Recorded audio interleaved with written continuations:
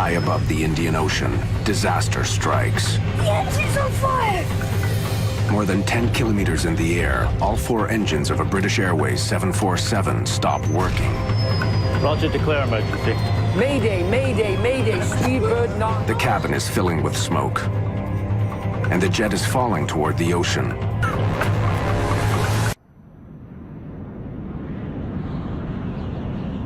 June 24th, 1982.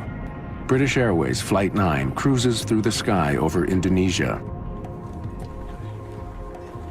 In just a couple of hours, all 263 people on board are scheduled to land in Perth, Australia. Captain Eric Moody, one of the first at British Airways to be trained on the 747. Jakarta Control, Speedbird 9 over Halim at level 370. Speedbird 9, roger. First Officer Roger Greaves has been a co-pilot for more than 6 years. Barry Townley Freeman has been a flight engineer. As the jet flies over the city of Jakarta, it's cruising at more than 12,000 meters and has been in the air for a little over an hour.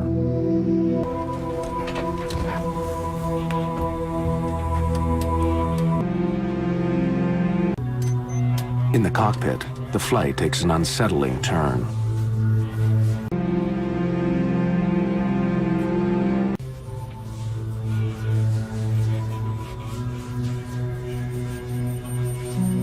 I think we better get the captain back up here.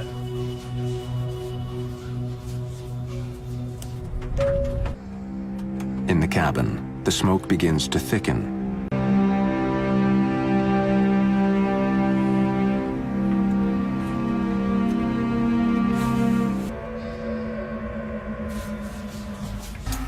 When did it start?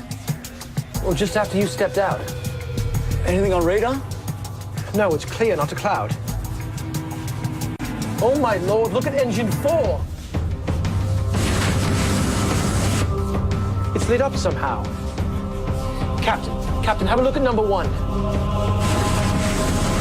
It's the same on my side. None of the crew have ever seen anything like this before. But the light show is just the beginning. Their bizarre flight is about to take a terrifying turn for the worse. Strange lights are striking their windshield. Inside the cabin, smoke is growing thicker. Chief Steward Graham Skinner is organizing an intense but quiet search for a fire.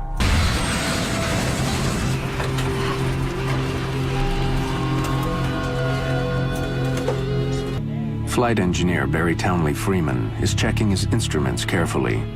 He smelled the smoke, but so far has no indication that there's a fire in any of the plane's systems. They are suddenly faced with a frightening new surprise.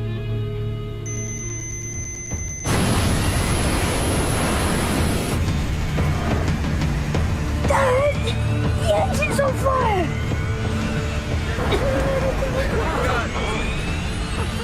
Cheers. Sit down. As fire engulfs the engines, one of them revs loudly and shuts down. Engine failure, number 4.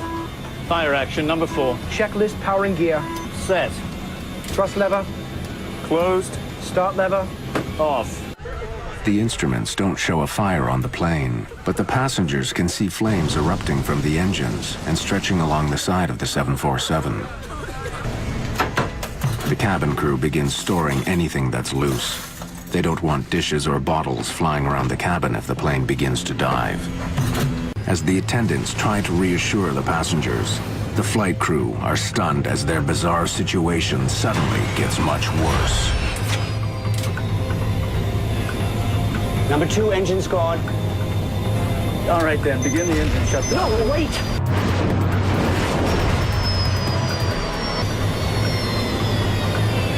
We've all gone. All 4 engines have failed.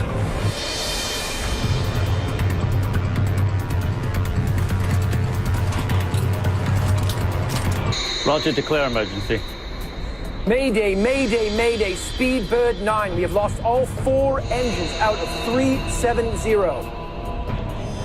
Mayday, mayday, mayday, Speedbird 9. We have lost all 4 engines. With no engine power and no idea what has crippled their plane, British Airways Flight 9 begins falling from the sky.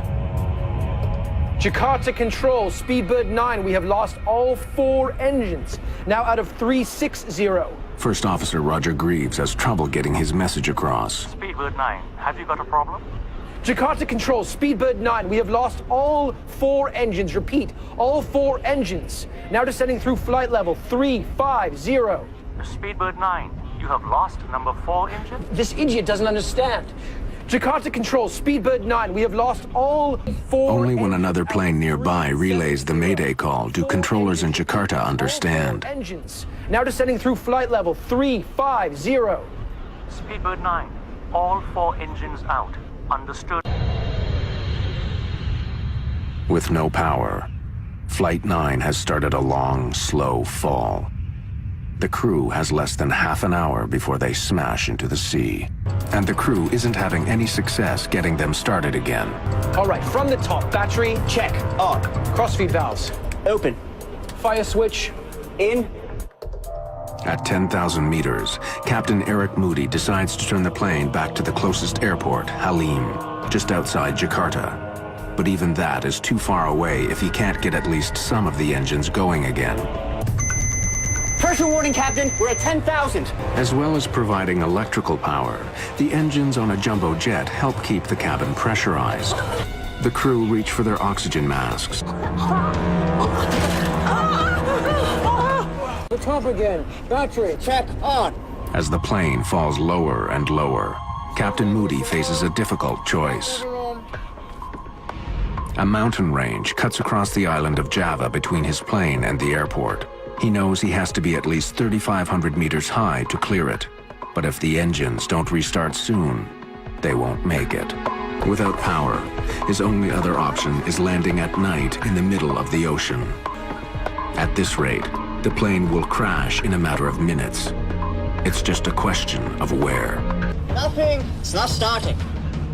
All right, from the top then. Battery. Check. Start level. Cut off. Fuel pressure. Available. Standby ignition on. Then, as suddenly as it had stopped working, the 4th engine roars back to life. Engine 4 back online. A 747 can fly with one engine, but Captain Moody knows that just one engine still won't give him enough power to clear the mountains. As the plane falls past 4,000 meters, another engine coughs and comes back to life. Engine 3 back online. It's followed quickly by the final 2. I can't believe it. Engines 1 and 2 both back online. From almost certain disaster, the crippled jet is now under full power. Jakarta, Speedbird 9, we are back in business. All 4... This time, local controllers have no trouble understanding the message. Speedbird 9, all 4 engines serviceable again. Confirm continuing to Halim. Affirmative. Affirmative. Captain Moody begins climbing, putting plenty of room between his plane and the mountains below. But as he does, the strange lights that he saw when the crisis began reappear in front of the jet. Before he can descend, the plane is stricken again. Engine 2 is surging. The engine's violent backfire could lead to a catastrophic explosion. The captain must make another fateful decision. Begin shutdown drill. Checklist powering gear. Off. As the plane closes in on the airport, First Officer Greaves thinks the windshield is covered in moisture, making it hard to see through. Somehow, the glass itself has been badly damaged. For some unknown reason, I looked out the edge of my windscreen, and about a 2-inch strip down the edge on the left-hand side, I could see much more clearly, but I couldn't see anything much out the front. It was getting more and more opaque the nearer and nearer we got to the lights. The crew gets a final unwelcome surprise. Equipment on the ground that helps them descend at the proper angle isn't working.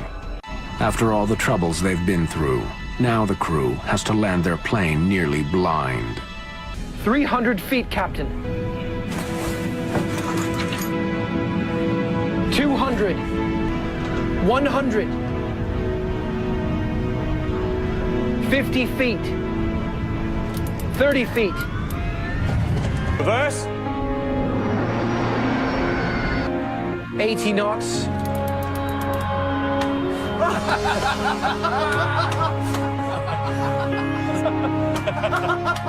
We're down.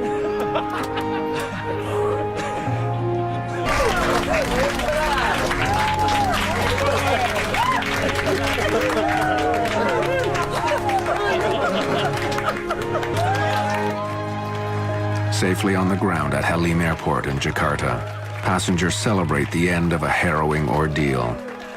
In the cockpit, the flight crew are relieved. The damage to the 747 is extensive. The windshield is heavily scratched. The wings and nose of the plane seem to be sanded down. The paint has been stripped off. Bare metal shows through. The engines were choked with fine dust, pieces of rock and sand. When it was closely studied, they learned that the debris was clearly volcanic ash. The night they were flying, there had been a major eruption of the Mount Galunggung volcano. It's located just 160 kilometers southeast of Jakarta. As the ash cloud rose more than 15,000 meters into the night, winds pushed it to the southwest, right into the path of British Airways Flight 9. The crew of Flight 9 was recognized with awards and commendations in the months after their incredible night.